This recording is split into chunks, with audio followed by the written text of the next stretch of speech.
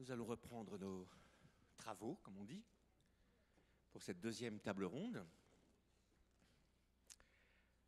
intitulée « Mettre en scène le savoir scientifique et technique au XXIe siècle ». Deuxième table ronde, mettre en scène le savoir scientifique et technique au XXIe siècle. S'interroger sur ce que c'est que faire théâtre au XXIe siècle. C'est tenter d'éclaircir et de comprendre les enjeux qui se posent au spectacle vivant à un moment où sa matière et son sujet sont pris dans des mouvements de mutation à grande échelle. Je vous cède la parole. Alors, la parole, justement, elle est aux femmes et aux femmes artistes. À une femme artiste, mais pas que.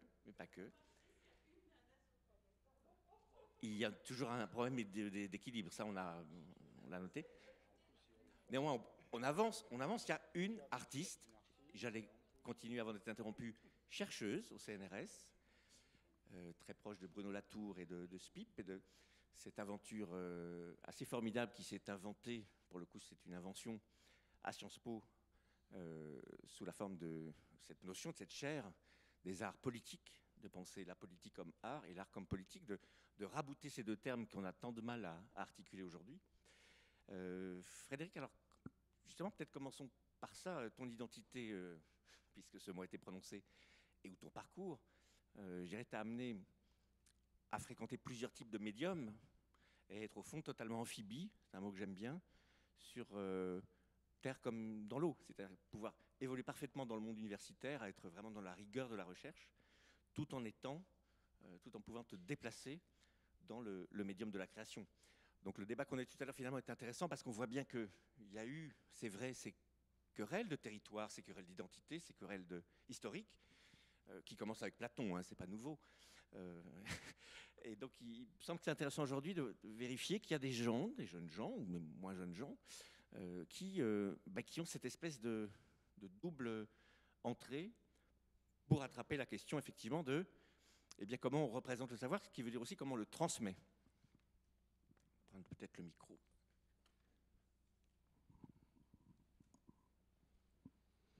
Oui, merci Bruno. Je suis assez mal à l'aise après tout ce qui s'est passé. En même temps, très, très contente d'être là, puisque la salle est chargée, comme on dit en théâtre. Elle est chargée par tout ce qui s'est passé aujourd'hui et toutes ces questions. Moi, je me suis arrangée avec cette question de l'identité depuis longtemps, parce qu'en fait, je fais du théâtre. J'ai une compagnie depuis 10 ans. Et puis parfois je fais des livres aussi, donc voilà, c'est des pratiques différentes.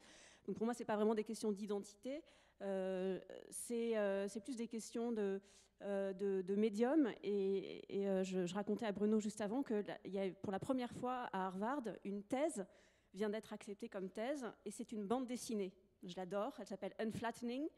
C'est sur la question de comment regarder en 3D notre monde, comment changer notre regard. Donc c'est la première thèse écrite sous le format de l'écriture de la bande dessinée.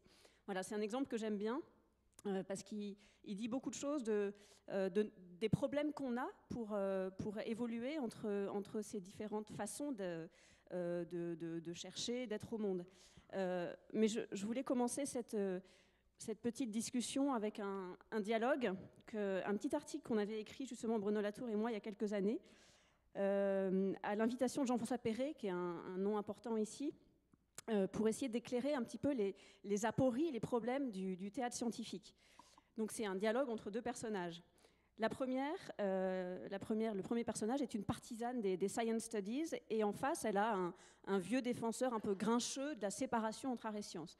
Et la première dit: vous datez terriblement, vous êtes toujours à faire monter sur les planches de malheureux humains, alors que la scénographie des sciences a bien d'autres ressources. Montrez-les, il est pitoyable, votre théâtre anthropocentrique.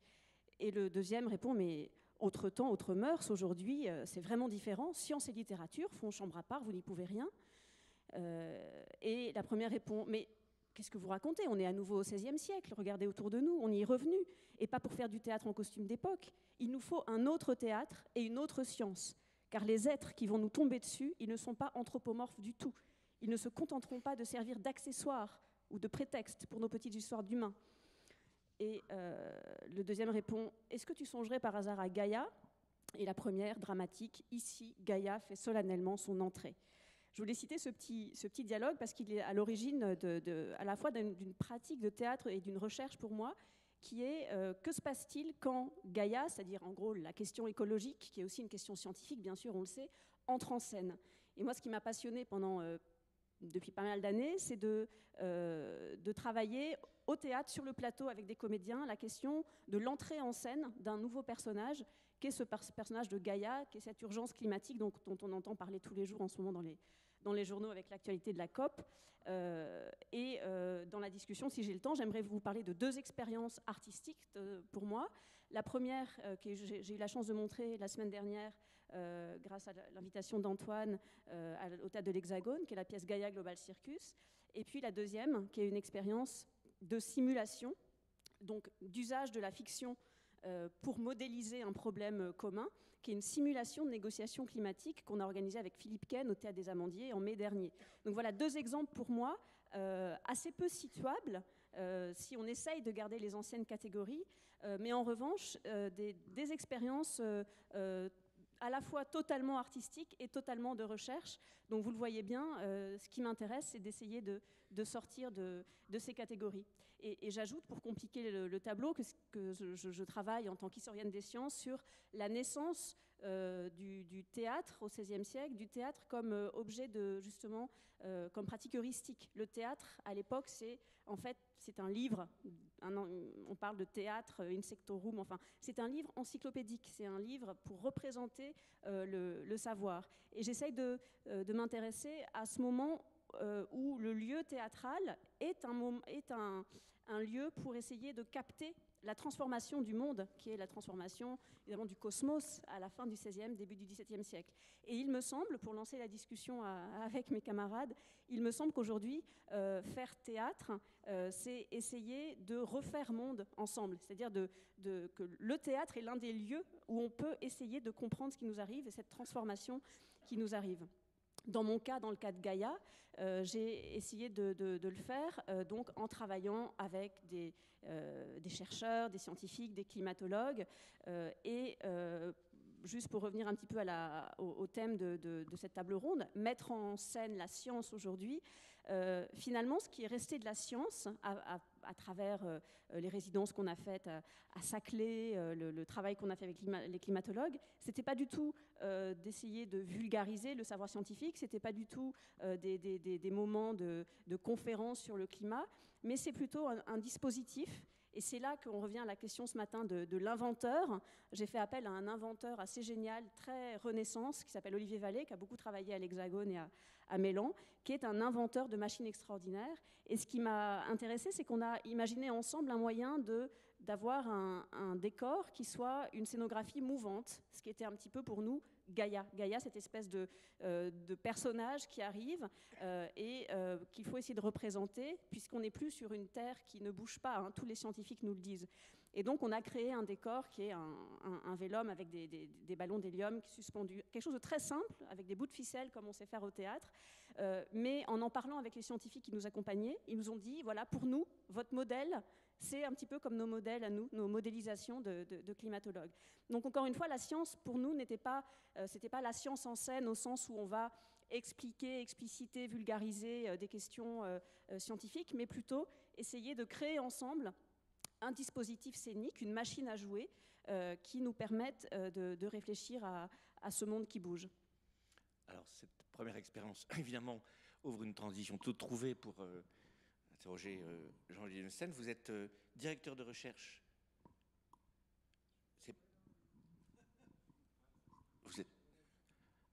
Oui, je vous présente. Vous êtes donc directeur de recherche à l'Institut de planétologie et d'astrophysique de Grenoble.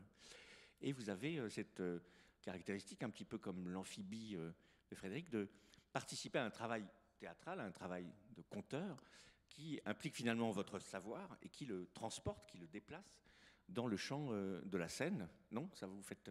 Il s'agit bien d'un simulateur auroral, hein, qui se trouve donc dans un spectacle de la conteuse Jennifer Anderson. Et là, je trouve que nous avons un deuxième assez joli exemple de la façon dont le savoir scientifique le plus rigoureux se retrouve allié à la machinerie théâtrale. Oui, en fait, je fais la moue parce que je ne sais pas bien ce que je fais là, je ne sais pas quel intérêt ça peut avoir pour vous, ce que j'ai à raconter. J'ai beaucoup d'expérience avec beaucoup d'artistes. Je suis spécialiste des aurores polaires sur la Terre et dans le système solaire. J'ai participé avec un compositeur de musique contemporaine à un spectacle dans lequel on faisait venir des données d'aurores boréales en temps réel qui étaient interprétées en musique par le compositeur et un chœur de professionnels. Ça s'appelait Pétillement d'aurore. J'ai participé depuis 4 ans. Je suis à l'origine avec un collègue de l'Observatoire de Grenoble d'un projet qui s'appelle maintenant Les Moulins de Viancourt, qu'on appelait pendant longtemps l'Opéra de l'Univers, qui consiste en un planétarium et un ensemble muséographique qui va être ouvert à Pont-de-Claix d'ici 4 ans, qui est maintenant financé. C'est un ensemble dans lequel, depuis le début, on a souhaité que des artistes participent, et on a travaillé pendant 4 ans à apprendre comment travailler les uns avec les autres, artistes et scientifiques. On n'a strictement jamais eu de problème d'identité, jamais. Je sais pas, j'ai rien compris à ce qui s'est passé tout à l'heure, et pour des raisons dont on pourra parler. Je crois que j'ai au moins une partie de l'explication en ce qui me concerne. Dans ce projet, pour le moment, la partie artistique est très très fortement éjectée.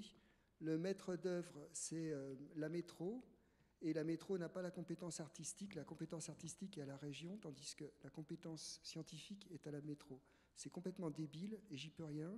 On a travaillé 4 ans avec des artistes, on a fait des trucs absolument géniaux, enfin, artistiquement, pas moi, hein, eux, et on sait travailler ensemble et on sait faire des choses ensemble fascinantes qu'on pourrait offrir au public. Néanmoins, on travaille à ce que ce planétarium soit d'une conception totalement nouvelle et qui permette d'offrir aux artistes un lieu immersif. Dans un planétarium, on est immergé par l'image, un lieu immersif dans lequel ils pourront créer un art nouveau. Pas moi, hein, les artistes. Et puis, je me suis beaucoup posé de problèmes sur l'argument d'autorité dont il a été fait mention tout à l'heure. Je sais que quand je donne des conférences d'astro, je fais argument d'autorité. Si je dis aux gens que l'herbe est bleue, ils me croiront parce que je suis chercheur. Et je les enfumerai, je leur dirai non, bien sûr, vous la voyez verte, mais avec le spectre, blablabla. Et ils me croiront en sortant, quoi. Cet argument d'autorité me fait terriblement peur. Et j'ai eu la chance de rencontrer un guitariste, Ramirez, et une conteuse, Jennifer Anderson, auquel j'ai demandé si on pouvait trouver un biais pour éviter l'argument d'autorité. On a monté 2 spectacles, un qui s'appelle Les gens ont des étoiles qui ne sont pas les mêmes, qui est une phrase tirée du Petit Prince, dans lesquels Xavier Delphos, Gilles Henry et moi, 3 astrophysiciens, on raconte un peu le quotidien enfin, la pratique de l'astrophysique, et les artistes racontent la visite qu'ils ont faite avec nous à l'Observatoire d'Hauts-de-Provence, où on a fait une manip de recherche d'exoplanètes. Et puis j'ai monté, il se trouve que j'ai construit un simulateur d'aurore boréale qui a un certain succès, et Jennifer Anderson a été fascinée par ce simulateur. Alors elle m'a proposé qu'on monte ensemble un spectacle où je suis sur scène, je raconte aussi la pratique de l'astrophysique et ce qu'est un petit peu des aurores. Je manipule un petit peu ce simulateur, et elle raconte la vie du savant norvégien qui a compris ce qu'étaient les aurores il y a un siècle.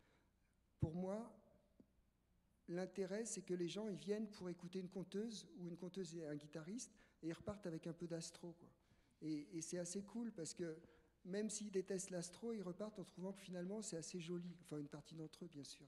Et pour moi, c'est quelque chose de très important de trouver des biais pour éviter l'argument d'autorité. Voilà, j'ai rien d'autre à dire. Je ne sais pas si vous avez un argument d'autorité, mais vous avez en tout cas démontré qu'on sait pourquoi vous êtes là.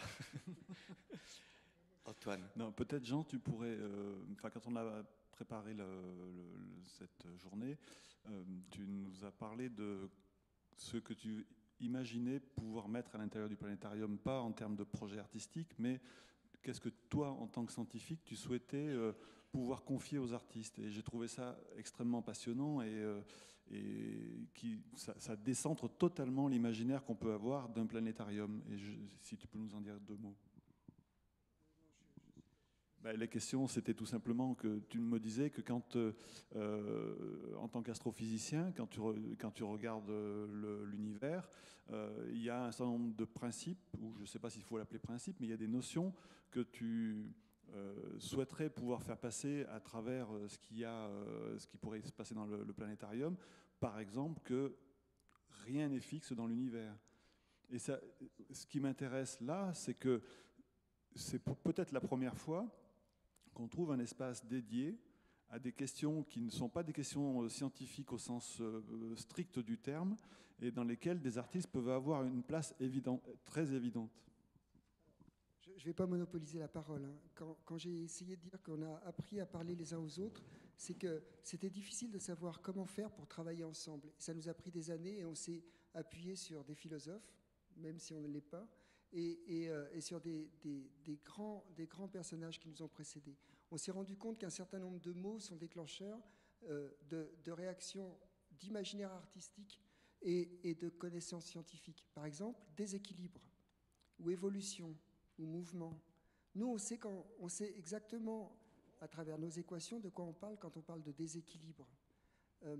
Et un artiste, tous les artistes qu'on a rencontrés au cours de ces 4 années, eux aussi, ça leur permet d'évoquer des choses formidables. Et on sait que sur des mots comme ça, et on a serré 4 thématiques, on sait que sur ces mots-là, on est capable d'avancer ensemble avec chacun sa propre identité. On ne cherche pas à se substituer aux autres, il n'y a aucun problème avec ça, quoi.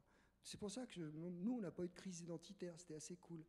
Et donc, ces moulins qui vont ouvrir d'ici 4 ans, ils seront basés, au moins si la métro respecte ce qu'on lui demande, ils seront basés sur cette démarche-là. Et ce dont on a envie, c'est que les gens viennent avec des questions et repartent avec des questions plus pertinentes et pas avec des réponses. Et ça aussi, c'est quelque chose qui, à la fois, est une démarche scientifique très importante, mais aussi, si j'ai bien compris, je ne veux pas parler pour les artistes, je ne le suis pas, mais dans nos discussions, est aussi une démarche qui semble résonner chez les artistes. Voilà. Merci. Alors Antoine de Poulis, un autre témoignage, une autre entrée sur cette question et sur les échanges que l'on a. Vous êtes neurobiologiste, directeur de recherche à l'INSERM, ici à Grenoble, et vous avez une expérience forte de ces relations et de ces jeux de passage entre le monde scientifique et le grand public, et aussi le monde des artistes, puisque alors c'est présenté comme ça dans votre bio, vous savez, à l'occasion de Poisson pilote, dans l'univers des neurosciences, pour des artistes que le cerveau inspire. Qu'est-ce que ça veut dire alors, concrètement, Poisson pilote? Mon univers à moi, il y a parfois des aurores ou des auras. C'est le cerveau. Donc, et ma raison d'être, comme demandait Emmaël Lemay tout à l'heure, c'est de comprendre le cerveau. Et en particulier de comprendre un phénomène dont on ne parle pas toujours dans le discours autour du cerveau, qui est la synchronisation des à peu près 80 milliards de neurones que nous avons dans nos cerveaux. Et depuis plus de 20 ans, j'essaie de comprendre ce qui se passe dans la tête de la petite fille dont je vais vous montrer une vidéo. Pour l'instant, tout va bien. Elle chante une petite chanson. Et vous voyez à gauche son activité cérébrale. Et vous voyez qu'à un moment donné, elle fait une crise, qu'on appelle une crise d'absence, où l'activité cérébrale va refléter cette synchronisation de milliards de neurones en même temps. Alors, comme souvent à l'INSERM, on essaie de comprendre un phénomène Je vais la laisser finir. Donc là, vous voyez qu'elle ne répond pas pendant cette synchronisation phénoménale. Et puis, à la fin, tout va bien. Et pour vous rassurer, cette petite fille qui a maintenant pas loin de 30 ans mène une vie tout à fait normale, car cette forme d'épilepsie, elle a... Voilà, je me souviens très bien de ce qu'elle chantait, etc. Voilà, je ne vais pas vous faire un cours sur l'épilepsie, mais c'est un exemple typique de ce qu'on fait à l'INSERM. On essaie de comprendre le cerveau en étudiant comment il fonctionne mal, en fait. Par l'épilepsie, on caricature en quelque sorte ce qui va se passer dans vos têtes, ce qui se passe sans doute actuellement. C'est-à-dire que vous avez peut-être pas forcément des milliards, mais des millions de neurones qui synchronisent pendant une fraction de seconde, de façon beaucoup plus courte que ce que vous venez de voir. Mais c'est un petit peu le même phénomène. Et ce qu'on essaie de comprendre dans mon équipe, mais aussi dans plusieurs équipes dans le monde, c'est qu'est-ce qui se passe, comment ça se fait qu'il y ait des millions, voire des milliards de neurones qui, au même moment, en une fraction de seconde, vont avoir la même activité. Alors, moi, c'est quelque chose évidemment qui me fascine. On a bien sûr des pistes. Je ne vais pas vous dire qu'on cherche depuis 20 ans sans avoir rien trouvé, mais on est loin d'avoir tout compris. Et en même temps, c'est quelque chose que j'ai envie de restituer avec le même désir que Jean. C'est-à-dire qu'on est dans la recherche, on n'a pas tout compris, et on n'a pas envie d'asséner un savoir dogmatique aux gens. On pourrait très bien les enfumer, je pourrais très bien vous enfumer en nous expliquant, voilà, là, il y a un réseau de neurones qui fait que ça va pulser, etc. Et ça, on s'y refuse parce que ce serait malhonnête. Et puis, il y a, un peu avant de venir à Grenoble, parce que je suis à Grenoble depuis 2003, lors d'une semaine du cerveau, qui est pour nous une semaine importante, les neurobiologistes, parce que c'est une semaine privilégiée où on va raconter ce qu'on fait avec les impôts des contribuables, et c'est normal, c'est citoyen, autour du cerveau. Nous, on avait choisi un autre angle, qui était de travailler avec des circassiens, donc des artistes de cirque. Et moi, on m'avait collé les clowns, normal. Donc j'avais 3 clowns à qui j'avais raconté un peu ce que je viens de vous raconter. Et leur numéro a été absolument émouvant, époustouflant. Et je ne dis pas que tout le monde avait tout compris sur la synchronisation, sur le fait que quelqu'un qui hyper synchronise, comme vous venez de voir, peut être exclu, et qu'au contraire, une synchronisation, c'est un acte qui se fait ensemble, que ce soit au niveau neuronal ou au niveau d'une population. Et ça m'a pas mal remué. Donc, quand je suis arrivé à Grenoble, j'avais un peu cette idée de parler autrement de ma recherche. Et puis, c'est là que j'ai fait une rencontre merveilleuse, celle de Jean, mais aussi de Jean-Luc Schwartz et d'Alain Schul, tous les 3 chercheurs en physique à la base. Donc, vous voyez déjà les frontières entre la biologie et la physique. Mais bon, mais ça, c'est un peu notre pain quotidien depuis plusieurs années. On travaille en faisant des grands écarts entre le monde de la médecine, du moins dans mon domaine, et le monde de la physique. Et on a eu l'idée, justement, de parler de notre science, de notre recherche, plus exactement, en donnant envie. Et en faisant en sorte que quand on en parle, les gens aient plus de questions, à la limite, ou des questions peut-être plus pertinentes, ou surtout une envie de savoir. Et on a monté une association qui s'appelle Gouttes de Science, et on est parti un petit peu à l'aventure en montant des clips vidéo et en travaillant avec des artistes, graphistes, conteuses, la même, musiciens, monteurs, animateurs, etc. Sans qu'il y ait, d'où ma question tout à l'heure, un metteur en scène, un réalisateur ou un producteur. On s'est débrouillé pour trouver des sous, on a monté 4 clips. Et bien sûr, alors Jean a fait un merveilleux clip. Moi, j'ai écrit également un clip dont je vais vous montrer juste le début, justement, qui parle aussi, toujours une obsession chez moi, de synchronisation de neurones. Et ces clips, on les a appelés Séance Expresso. Le but, c'est qu'en 2 minutes, même pas, on donne envie d'en savoir plus. Un petit peu comme l'émission Dardar. Donc, c'est une goutte de science pour avoir envie d'en savoir plus.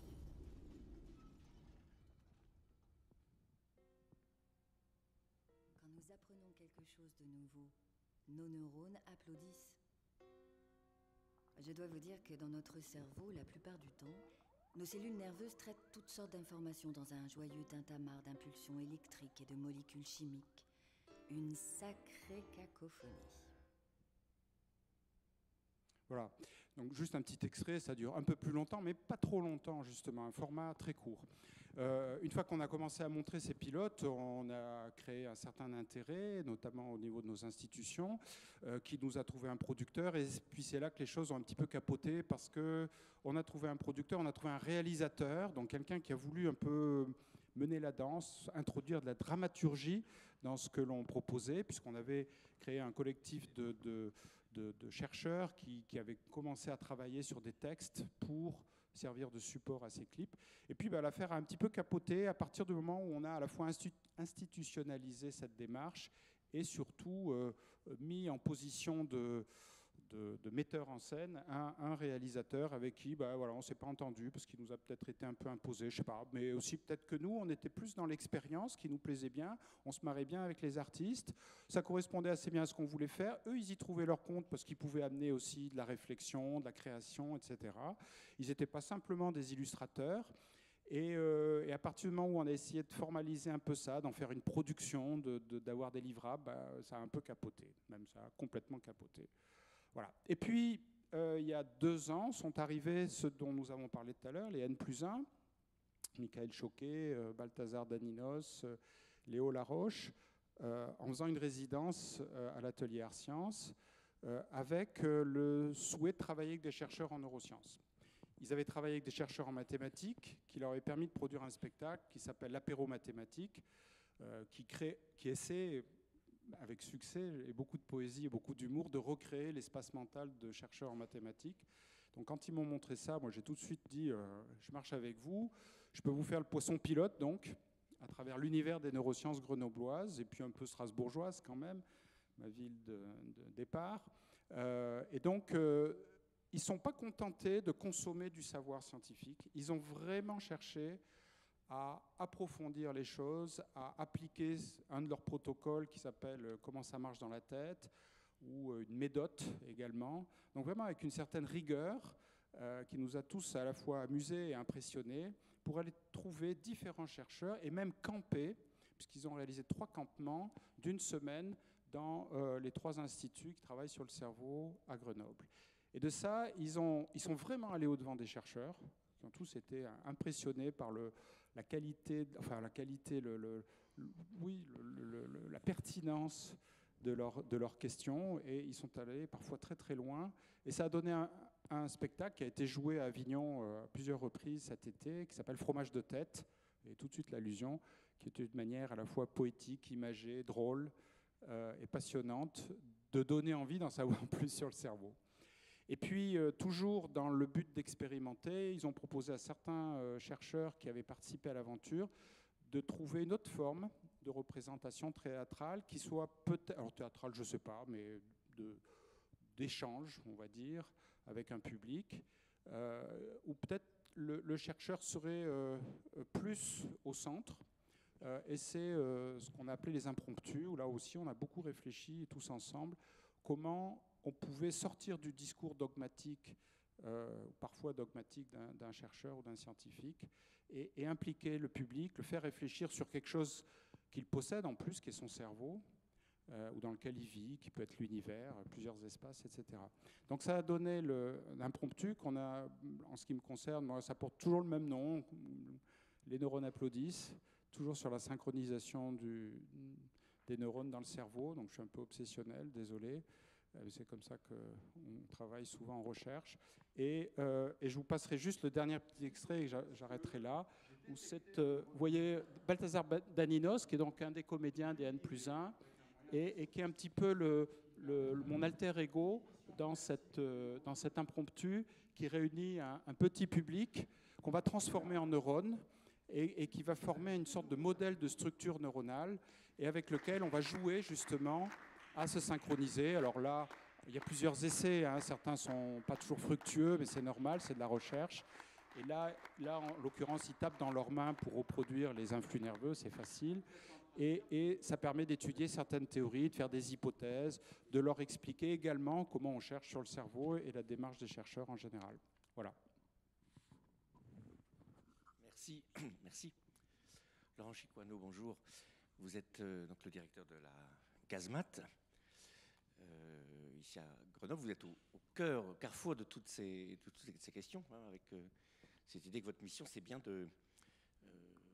d'assurer ce passage, d'être le passeur d'expériences effectivement totalement intransmissibles au départ, qui sont, je dirais même dans une sorte, et c'est peut-être un lien avec l'art d'ailleurs, dans une sorte d'intimité, enfin, il n'y a rien à montrer, il n'y a rien à revendiquer, il y a surtout rien à programmer. Et puis il y a ce moment quand même où on considère que, vous avez évoqué les fonds publics, eh bien il y a à montrer, il y a à diffuser et il y a à transmettre. Et c'est là que ça commence pour vous. Oui, alors, merci. Bonsoir. Oui et non.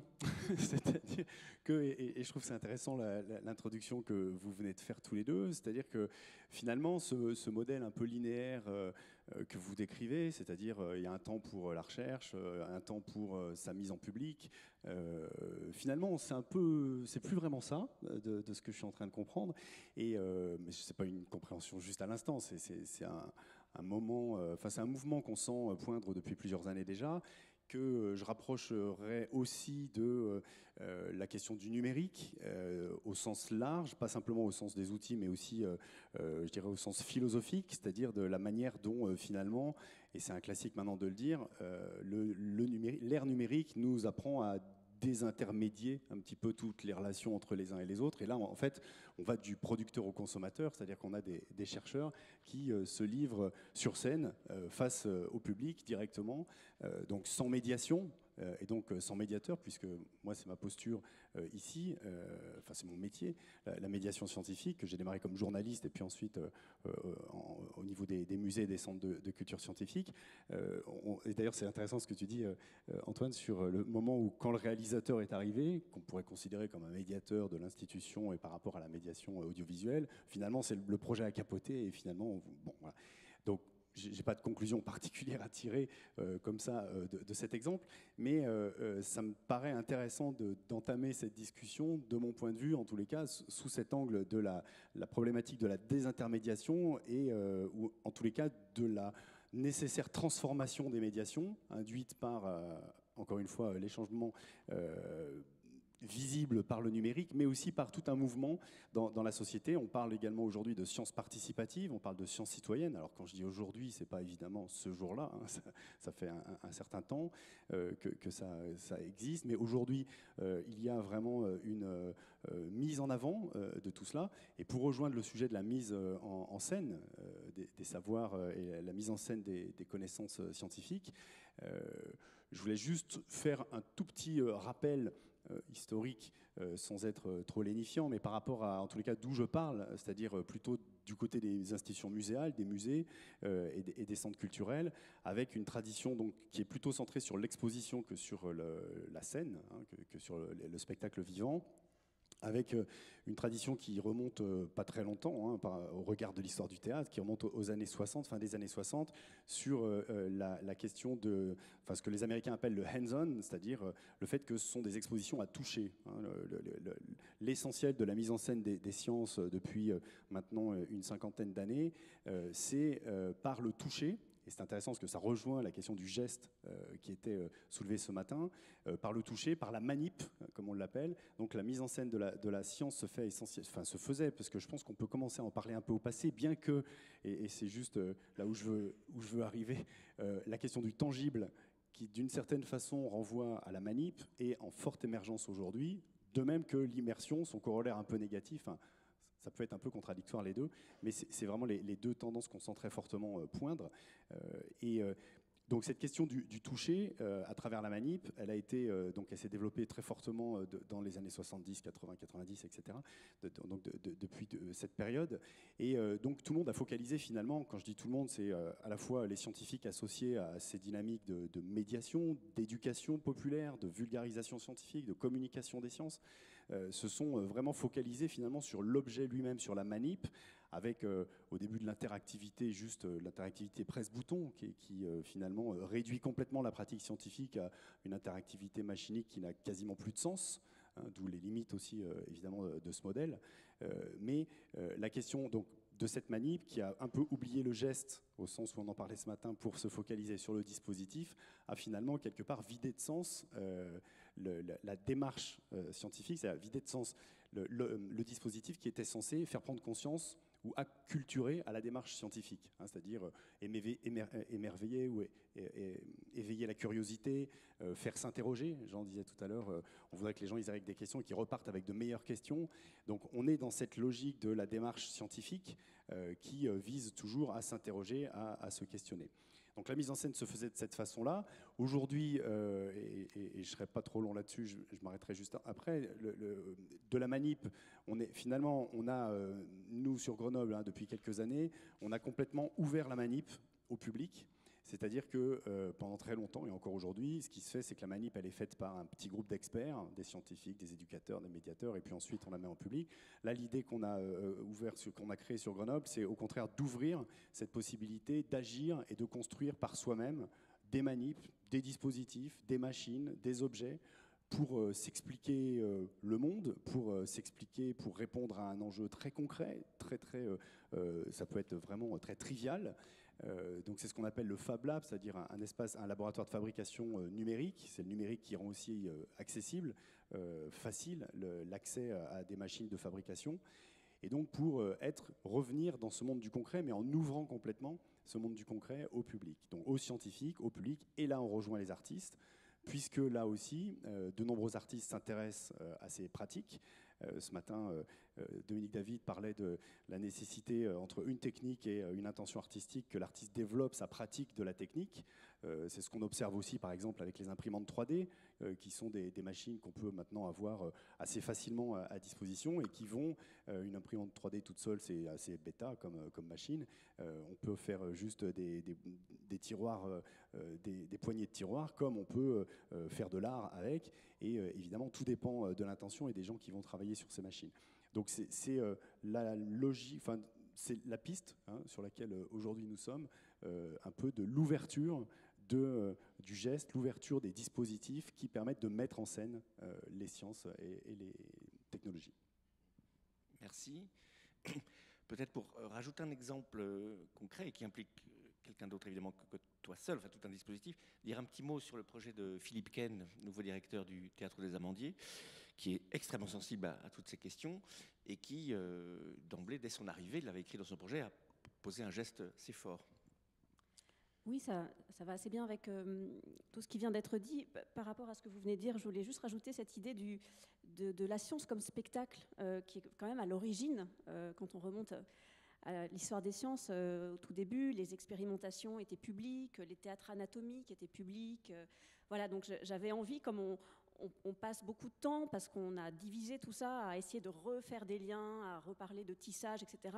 Juste revenir à l'idée qu'au départ, c'est extrêmement, le lien est extrêmement fort dans l'expérimentation, dans les gestes, la mise en scène de la science pour des gens comme Bernard Palissy, Kepler, Kircher, Boyle ou Hooke.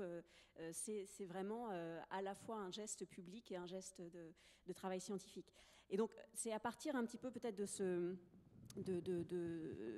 cette base commune et de l'impression qu'on avait, aussi bien Bruno Latour, Philippe Ken que moi, qu'on pouvait, que le théâtre était le lieu d'une invention des formes et d'une réflexion sur nos représentations du monde, qu'on a imaginé ce grand projet dont vient de parler Bruno, qui s'appelle le théâtre des négociations. Donc là, on est vraiment dans l'œuvre collective et la notion d'auteur est totalement dissoute, totalement. C'est-à-dire que, voilà, Philippe Ken était là, mais ce n'était pas le metteur en scène du projet. Il y avait aussi Bruno Latour, Laurence Toubiana, 200 étudiants, moi là-dedans.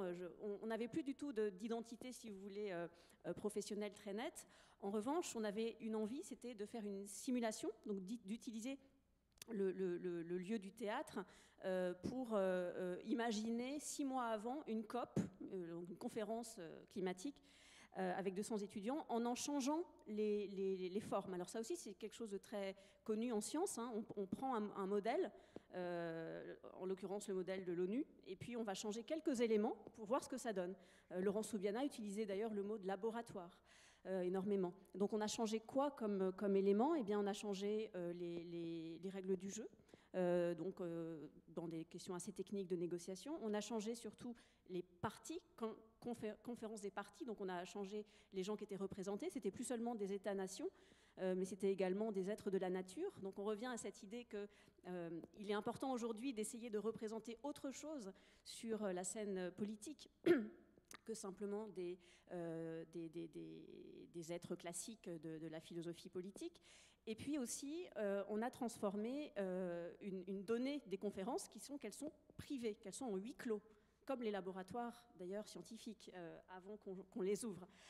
Donc on a ouvert le théâtre des Amandiers littéralement, puisque Philippe Ken a utilisé son théâtre dans toutes ses possibilités. Il a notamment ouvert cette salle transformable extraordinaire sur un jardin de verdure, chose qui n'avait pratiquement été jamais faite, je crois, depuis que le Théâtre des Amandiers existe. Et puis il a ouvert aussi les ateliers de Chéreau. Vous savez, ces magnifiques ateliers où il a tourné certains de ses films, qui d'habitude sont des ateliers de construction de décors, pas du tout ouverts. Donc il en a fait une installation incroyable. Il a ouvert le planétarium, parce qu'il y a un planétarium aux Amandiers.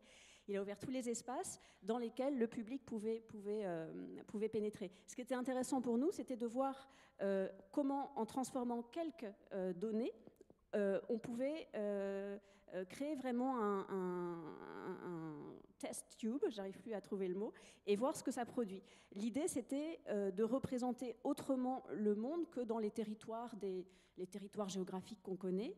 Et l'idée aussi était de donner une voix à ces entités qui d'habitude n'en ont pas dans les négociations climatiques, que sont les océans, le sol, etc. Alors vous allez me dire, c'est bien naïf comme idée d'avoir une représentation des océans, des sols et des forêts, sauf que non. Enfin, c'est naïf, oui, mais moi, ce qui m'a frappé dans cette expérience, c'est que parce qu'on était dans un théâtre, sans doute, le lieu a énormément joué, il n'y a eu aucun problème à ce que, au moment où, dans la conférence de départ, chaque délégation s'est présentée, on avait Algérie, atmosphère, juste après, France, forêt, etc. Donc cette espèce de liste totalement incongrue par rapport à nos représentations qui faisait entrer, comme je le disais tout à l'heure, de nouveaux personnages sur la scène du théâtre et sur la scène du théâtre politique. Donc pour nous, c'était vraiment un moment extrêmement fort d'expérience politique et scientifique et théâtrale à la fois, où finalement le théâtre devenait le lieu d'une friction entre la réalité et la fiction. Autre chose aussi peut-être à retenir de cette expérience pour moi, d'un point de vue de la mise en scène et du théâtre, ce qui m'a fascinée, c'était de voir à quel point les étudiants qui jouaient ça, qui venaient du monde entier, ne jouaient pas. Ou plutôt, ils jouaient le jeu politique, comme si le théâtre nous permettait de donner à voir ce que d'habitude on ne voit pas, c'est-à-dire qu'on est tous en train de jouer tout le temps. C'est-à-dire quel est le personnage que je joue là? Est-ce que c'est la metteur en scène? Est-ce que c'est l'universitaire? Est-ce que c'est entre les deux? On joue un personnage. Et en fait, moi, je me suis beaucoup intéressée aux costumes. Ils étaient tous en costard. C'était des étudiants de Sciences Po, de LSI. On nous a beaucoup reproché d'ailleurs, à juste titre, le côté très qu'est-ce que vous faites là? Vous ne changez pas les règles. Vous êtes en train de leur permettre de pratiquer ce qu'ils vont être dans 3 ans. C'était pas faux. Sauf qu'on les déplaçait énormément. Et certains disaient, regardez, ce qu'on fait, c'est pas du théâtre, on est en train de parler des vraies questions. Il y a la COP dans 6 mois, il faut qu'on trouve des solutions. Il y en avait d'autres qui disaient, non, ce qu'on fait, c'est du théâtre, c'est un jeu de rôle. Notre costume, c'est un costume de théâtre, donc on peut inventer autre chose. Et je trouve que dans cette oscillation entre le réalisme du costume du diplomate et le lieu de théâtre, il s'est passé quelque chose pour moi qui était vraiment de l'ordre de la performance au sens artistique du terme, c'est-à-dire et vraiment de l'expérimentation aussi politique et scientifique. Voilà, donc faire théâtre, ça peut aussi vouloir dire ouvrir le théâtre à des expérimentations un peu à la limite. Voilà. Merci pour cette expérience passionnante. Est-ce que l'un d'entre vous a envie d'ajouter quelque chose avant qu'on ouvre les questions ? Non. Alors, c'est à vous.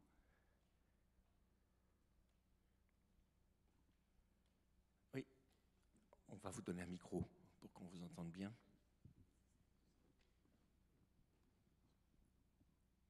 Là-haut.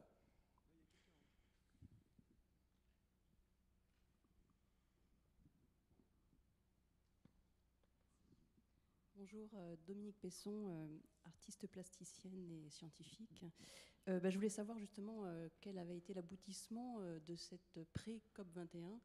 Est-ce qu'il y a eu des solutions qui ont apparu du fait d'avoir un petit peu tout bouleversé comme ça et sur lesquelles on pourrait, je sais pas, peut-être s'appuyer, puisqu'il y a beaucoup d'étudiants actuellement qui essayent de faire des choses un peu visibles à Paris au moment où elle aura lieu? C'est une bonne question. En fait, ce qui est intéressant, c'est que comme il y avait à peu près 15 agendas différents dans cette expérience, il y avait celui des étudiants. Eux, ils voulaient réussir leur COP. C'était leur truc, ils voulaient un accord à la fin. Il y avait l'agenda de Laurence Toubiana. Elle leur a dit au début, voyez, si vous travaillez bien, en gros, je vais aller apporter vos résultats aux vrais négociateurs. Ensuite, il y avait l'agenda de Bruno Latour, qui publie d'ailleurs aujourd'hui, sans lui faire de mauvaise publicité, Face à Gaïa. Il y a un chapitre entier qui est consacré à cette expérience. Pour lui, c'était une expérience de pensée dans l'espace. L'idée, c'était de montrer qu'en gros, pour aller vite, il faut complètement repenser notre représentation du monde et il faut essayer de montrer les territoires en lutte, d'où l'idée de mettre dans la négociation des gens qui forcément n'allaient pas s'entendre. Il y avait le pétrole qui devait rester dans le sol comme délégation, vous imaginez. Il y avait les grandes entreprises. Donc on a mis les lobbies, les entreprises à l'intérieur plutôt que de les laisser comme lobby. Donc forcément, ça a explosé. Donc en fait, ce qui était très intéressant, c'est qu'on peut aussi considérer cette expérience en quelque sorte comme un échec, puisque l'accord qui a été trouvé sur le papier n'est pas très ambitieux, puisque les étudiants se sont rendus compte eux-mêmes de la lourdeur de la négociation et du cadre onusien dans lequel ils étaient. Par contre, moi, ce qui me paraît être un succès, c'est que pendant la nuit, ils se sont réunis dans les ateliers justement de Chéreau et ils ont inventé d'autres manières que l'accord classique juridique. Et ils ont commencé à dire, voilà, il faut qu'on change complètement la façon de faire de l'ONU. On s'en doute, en fait, c'est une conclusion à laquelle on aurait pu arriver peut-être sans ça, mais c'était intéressant que ça vienne d'eux. Et puis, par ailleurs, ils ont donné à voir des rapports de force, alors même que dans les règles du jeu, on donnait une souveraineté égale à chaque entité, les forêts face au Canada. Et bien, évidemment, on s'est rendu compte qu'il y avait des coalitions entre gros États qui faisaient que les nouvelles entités non étatiques n'avaient pas leur mot à dire. Donc les résultats, si vous voulez, sont extrêmement intéressants dans ce qu'ils disent de nos propres blocages, à mon sens. Roland de Police, vous vouliez ajouter quelque chose? Moi, j'avais envie de poser une question un peu provoque à tout le monde. J'ai l'impression, à travers les différents témoignages, qu'on a connu ces 10 dernières années, donc le début de ce 21e siècle, une évolution assez extraordinaire dans les relations art-sciences, à savoir que les chercheurs qui au début se tournaient peut-être vers les artistes en les considérant un peu comme des illustrateurs ou comme des médiateurs, ont découvert qu'il y avait une vraie réflexion et un vrai travail de recherche chez les artistes et qu'ils pouvaient chercher ensemble. Moi, c'est en tout cas mon expérience et je ne pense pas que Jean me contredira, même si de temps en temps on s'engueule. Et inversement, on voit de plus en plus d'artistes qui ne sont pas du tout inhibés par le savant, le scientifique, etc. et qui vont chercher matière à réflexion pour nourrir leur démarche artistique. Et dans tout ça, je me dis, et les médiateurs? Alors on en a un exemple. Alors, je pense qu'on va lui donner la préférence d'abord pour répondre, mais quelle est la position maintenant des médiateurs? Quel est le repositionnement peut-être des médiateurs? Peut-on s'en passer? Et je pense qu'Antoine aussi est un médiateur ou un passeur. Voilà, comment vous considérez votre rôle? Est-ce que vous vous sentez complètement inutile ou objet de foirage, comme on a vu des exemples qu'a cité Jean ou moi-même avec Jean aussi d'ailleurs, sur les sciences expresso. Voilà. Hein? Laurent, je veux bien répondre en premier. Allez dans votre camp. Je passerai la parole ensuite. En plus, toi, tu détestes le mot médiateur, donc comme ça, c'est réglé. Donc, oui, effectivement, à quoi serge c'est une question qui est intéressante, c'est clair. Et aujourd'hui, non, c'est la manière en fait d'envisager les choses qui est un peu différente. C'est-à-dire que d'une part, il y a la question des médiations, donc c'est pas uniquement la problématique dans la science et la société, enfin dans la question de la culture scientifique. Je pense que, les médiations, c'est aussi le politique est une médiation entre la marche du monde et les décisions prises et les citoyens. Les journalistes sont les médiateurs entre l'actualité du monde et puis les citoyens. Ce qui est sûr, c'est que depuis une quinzaine d'années, tous les citoyens ont pris.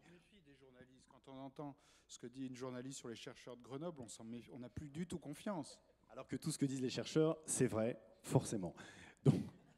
Donc voilà, chasser le discours d'autorité revient au galop. Donc voilà, effectivement, il y a des bons et des mauvais partout. Et la problématique de la médiation, elle est pas simplement dans la traduction, c'est-à-dire que c'est pas simplement dans un vocabulaire compliqué pour des gens qui comprendraient rien ou qui n'auraient qu'un vocabulaire limité à 100 mots et qu'il faudrait traduire dans un vocabulaire complètement simpliste. Donc on a dépassé cette question de la médiation uniquement comme une traduction, que ce soit pour l'art comme pour la science, dans tous les cas. Et la question de la médiation aujourd'hui, en tous les cas, nous, comment on l'envisage à la casemate à Grenoble, c'est beaucoup plus comme des gens qui créent les conditions pour que les rencontres et les choses adviennent et se produisent, sans que forcément ce soit à nous de décider, évidemment, dans quel sens ou quelles seraient ces choses qui doivent se produire, pour parler de manière un petit peu floue. Mais l'idée, c'est vraiment, ça rejoint aussi les recherches qui sont faites en matière de psychologie cognitive et tout ce qui peut être aussi la question de l'apprentissage, parce qu'on se situe, nous, dans la question de la médiation scientifique, la culture scientifique, aussi sur les questions d'éducation. Un des enjeux qu'on travaille, c'est la question de l'appropriation des savoirs, hein, c'est-à-dire que, ok, il y a l'école, mais après l'école, voilà, il y a des dizaines d'années qui se passent sans l'école. Comment continue-t-on à apprendre quand c'est pas dans notre métier, quand on n'est pas dans des programmes de formation qui sont faits pour ça? Donc évidemment, il y a plein de façons d'apprendre aujourd'hui dans la société, et c'est tant mieux. Et si on s'intéresse, dont les musées, dont l'art et la culture, et si on s'intéresse aux façons dont les gens apprennent, on voit bien que les façons sont très multiples, que les modes d'apprentissage sont extrêmement divers, et que ce serait complètement idiot aujourd'hui de rester figé sur des dispositifs de médiation univoques, simplistes, basés sur la manip, etc. Donc la manip, ça marche encore, il y a des gens il y a toujours un attrait, et on peut en inventer, et il y a des artistes qui en fabriquent des manips aussi, sans forcément le savoir. Et alors après, c'est la question de « et alors ?» Peu importe qu'ils le sachent ou pas. Je pense que c'est une expérience qu'on a faite avec Antoine et Adrien Mondot, donc dans le cadre de la résidence qu'il avait à l'Hexagone, où il avait donc à la fois créé un spectacle et une exposition XYZT, les paysages abstraits, qu'on avait accueilli à la casemate, qui avait été créé là-bas, où son propos était un propos clairement artistique à Adrien. Il n'avait pas du tout, lui, la volonté de faire la médiation de l'informatique ou du numérique. Et beaucoup de publics qui visitaient cette exposition, mais pas tous, donc c'est aussi des façons, l'interprétation elle est évidemment singulière, elle est évidemment subjective, beaucoup de publics sortaient en disant « c'est génial parce que j'ai tout compris à ce que c'est que l'informatique aujourd'hui, je vois bien où on va et waouh !» Et voilà, et son œuvre en elle-même faisait médiation, alors que lui, ça n'en était pas du tout le propos. Et si ça faisait médiation, c'est aussi parce que c'était dans un espace dédié à cela, un musée dédié à cela.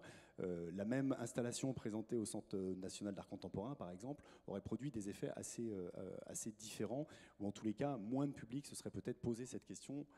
Il me semble que le cadrage aussi de ces installations art-sciences oriente leur réception. Donc voilà, pour répondre un peu rapidement, Antoine ? Le second médiateur. Qui n'aime pas ce mot-là?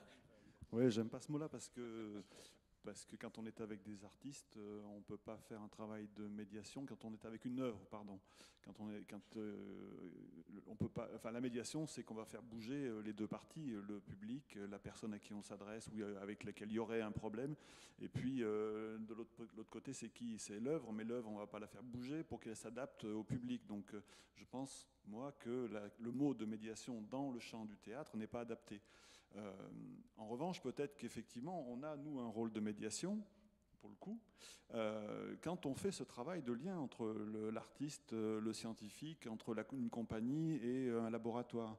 Et que tout le temps qu'a évoqué Brigitte tout à l'heure de cette relation entre est-ce qu'on va faire quelque chose ou pas, est-ce qu'on arrive à trouver le point d'entente, est-ce qu'on arrive à trouver la bonne question à se poser ensemble, justement qui crée les conditions de ne pas être dans une logique de rapport de service, la difficulté que tu as éprouvée, Antoine, quand tu t'es trouvé face à un réalisateur pour qui tu demandais de faire quelque chose dont tu avais une certaine idée, et évidemment que ça ne pouvait pas coller. Donc et on le voit bien nous aussi avec l'expérience de l'atelier de l'imaginaire, c'est-à-dire que c'est pas parce qu'on va tremper un artiste dans un projet que les choses vont marcher. Il y a cette question du temps, et cette question du temps, elle se fait avec les acteurs culturels, avec les médiateurs, avec les relations avec le public. Et cette chose-là, je pense que c'est en train de créer un nouveau métier. Un nouveau métier qui va à la fois emprunter à la culture scientifique et technique et qui va emprunter à l'action culturelle artistique. Et c'est bien cet engagement qui est en train de se fabriquer aujourd'hui. Effectivement, enfin, juste pour reboucler dessus, c'est clair que quand on discute dans le milieu, mais au-delà de simplement la culture scientifique, il y a de plus en plus de gens qui parlent de connecteurs, de la question de la connexion, c'est-à-dire que la mise en relation entre les gens, la création des conditions d'émergence pour que les produits, enfin les réalisations, les créations, les productions puissent se faire, les médiations aussi entre les institutions. peut-être que ça, on n'en a pas parlé suffisamment. Alors, c'est un peu moins sexy que la création, que le travail de création, mais l'enjeu, Jean l'a un peu évoqué en disant on espère que la métro va faire le projet qu'on a dans la tête pour dans 4 ans. Il y a une problématique de médiation avec les institutions au niveau politique et au niveau technique aussi. La question des politiques publiques aujourd'hui, elle est loin d'être claire avec la diversité, la multiplicité des acteurs qui sont là autour du berceau de la question de l'éducation, de la culture, de l'art, de la science. Et il y a énormément de travail de couture à faire entre ces gens.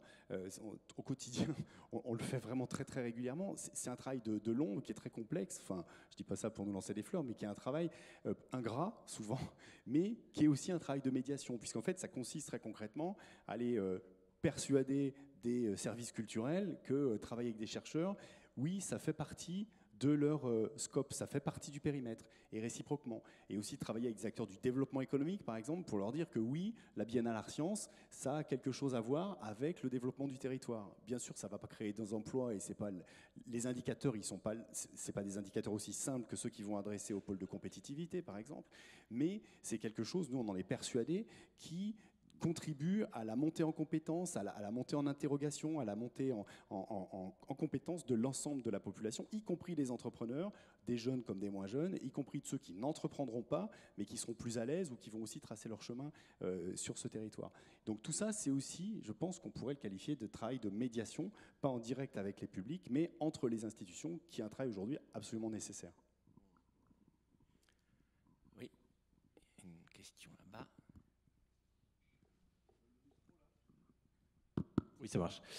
Oui, Vincent Puig de l'Institut de recherche et d'innovation. Donc, je voulais enchaîner un peu sur ce que dit Laurent Chicoineau. Je pense qu'il a bien situé le problème, notamment en essayant d'avancer cette idée de nouveaux métiers. Je ne dirais pas nouvelle médiation, parce que je suis comme Antoine, je n'aime pas trop ce terme.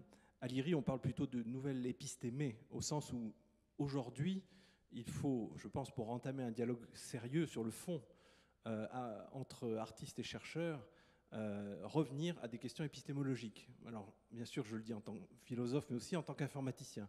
Parce que je pense que c'est... Et là, je m'appuie sur 12 années de travail à l'IRCAM, où finalement, qu'est-ce qui nous permettait de faire travailler ensemble des compositeurs et des scientifiques? C'était bien... Alors, l'organologie, c'est le terme que nous prenons avec Stigler, mais on l'a complètement volé aux musiciens, c'est clair. Hein, et on en a parlé un peu ce matin. Donc, organologie musicale, on voit bien que c'est l'instrument qui va permettre de dialoguer entre le scientifique et l'artiste. À l'IRCAM, c'était particulièrement sensible dans l'organologie informatique, hein, l'organologie de l'informatique musicale, hein, qui aujourd'hui est au cœur de la création contemporaine dans le traitement, la manipulation du son, etc. Alors, si on revient à ces questions épistémologique et épistémique, en fait. Il faudrait prendre épistémologie au sens de Bachelard et épistémique au sens de Foucault, parce que finalement, de quoi on parle? On parle de la vérité. C'est quelque part des régimes de vérité, disons, qu'il faut arriver à explorer en commun entre un artiste et un scientifique, plutôt que d'essayer d'avoir un dialogue qui serait poétique ou, comme on voit souvent hein, dans les collaborations art-sciences, ça reste d'un niveau très platonicien ou très poétique ou romantique quelquefois. Non, pour avoir une collaboration sérieuse, je crois qu'il faut revenir vraiment à l'écriture finalement. C'est aussi trouver des écritures. Alors c'est là où j'en viens au numérique. Je pense que le numérique, bien sûr moi je baigne dedans depuis toujours, mais je pense que le numérique nous suggère de trouver aussi des nouvelles écritures. Et ces nouvelles écritures qui vont être vraiment le cœur du dialogue entre l'artiste et le scientifique. En tout cas, de mon expérience personnelle, c'est comme ça que le numérique a une réelle utilité organologique pour réorganiser la collaboration entre artistes et scientifiques. Mais il m'a semblé entendre dans ce que Laurent Chicoineau disait qu'on était d'accord sur ces points. En tout cas, si la médiation, entre guillemets, va dans ce sens-là, je pense qu'elle va faire de grands progrès. Et on est au stade où ça va, je pense, décoller. Je donne juste un exemple.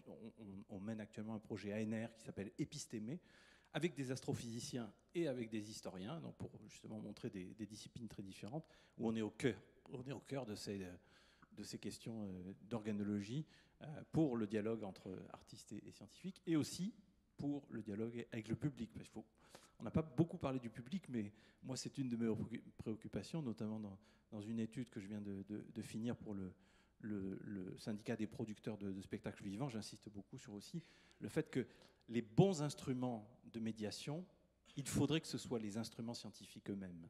Ça fait hurler quelquefois les scientifiques quand je dis ça, mais il faudrait qu'on arrive à ne pas avoir de coupure épistémologique entre les outils de la science et les outils que l'on met entre les mains du public. Ça paraît un fossé infranchissable, mais sinon on est un peu forcé de dénaturer, de vulgariser, comme on dit, alors au mauvais sens du terme, la science, si on la dépossède de ses propres instruments. C'est comme si on demandait à Pascal de laisser tomber sa calculette pour utiliser autre chose. Il faut vraiment rester, je pense, cohérent pour avoir un dialogue vraiment sur le fond avec le public. Ça demande de gros efforts, hein, bien sûr, de mise en œuvre, et de travail de design. C'est aussi pour ça que nous, on travaille avec des designers sur ces questions. Merci Vincent. Oui. Dernière question. Mais il va falloir qu'on s'arrête, bien sûr, parce que nous avons déjà pris du retard. Et Vincent parlait de trouver des écritures. Nous avons rendez-vous avec l'écriture. Oui. Alors, vraiment rapide, si vous pouvez la faire compacte, votre intervention. Ça marche pas. Oui, disons que effectivement le public n'a pas sa place dans en particulier un public qui n'est pas présent. La semaine dernière, il y avait Alternativa.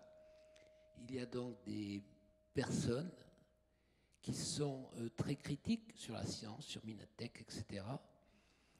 et qui en même temps utilisent des mobiles intelligents. Ils en sont aussi conditionnés.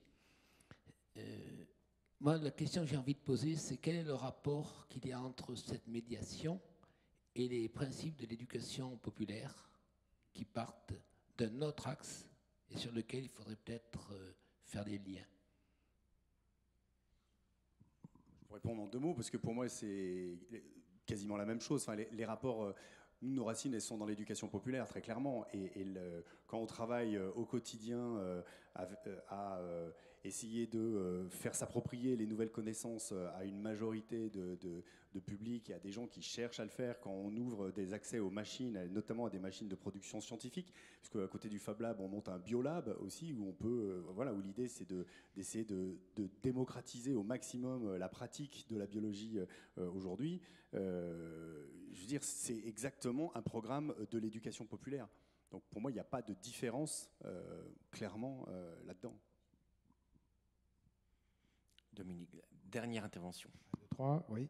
J'irai très vite, je m'adresse peut-être plutôt à Frédéric. Il y a quelque chose qui m'a frappé quand tu as présenté la très intéressante initiative autour de la COP21 que vous avez eue là au Théâtre des Amandiers. Tu as dit on donne la parole, on veut donner la parole aussi à ceux qui ne parlent pas, c'est-à-dire les océans, les forêts, etc. Ça m'a frappé parce que pour moi, la COP21 n'existe que parce que justement la forêt et surtout les océans, etc., parlent beaucoup plus fort que tout le monde maintenant, quoi. Et j'aurais presque envie de me demander si ce n'est pas le contraire qu'il faudrait faire. Ce qu'ils font ne sera pas négociable. La façon dont réagissent ces éléments aujourd'hui ne sera pas négociable. C'est quelque chose que j'avais décrit à d'autres moments. Et donc, ce n'est pas le contraire qu'il faudrait faire. C'est un théâtre où il y a les éléments et où on va inviter les politiques à venir essayer de causer avec des gens qui ne vont pas négocier. C'était un petit peu ça l'idée. En même temps, on était un peu pris par le modèle ONU. C'est pour ça qu'on a mélangé les deux. Mais c'est un petit peu ce que tu disais. C'est-à-dire que l'idée, c'était de leur donner pour une fois une voix à égalité. C'est une espèce de règle dans les COP où les 196 pays ont la même voix. Or, on sait bien que les Maldives, dans la réalité, n'ont pas exactement le même poids que les États-Unis. Et là, donc, c'est une espèce d'artifice déjà, les COP, quand on y pense. Et nous, on a poussé l'artifice encore plus loin en invitant, évidemment, comme tu dis, les océans et les forêts hurlent, par la voix des scientifiques d'ailleurs, ça c'est un truc qui nous importe beaucoup, c'est-à-dire que, mais ne sont pas invités aux négociations en tant que délégation. Donc c'était cette espèce de torsion entre représentation scientifique, représentation politique et représentation artistique qui nous a intéressés. Merci à tous les quatre.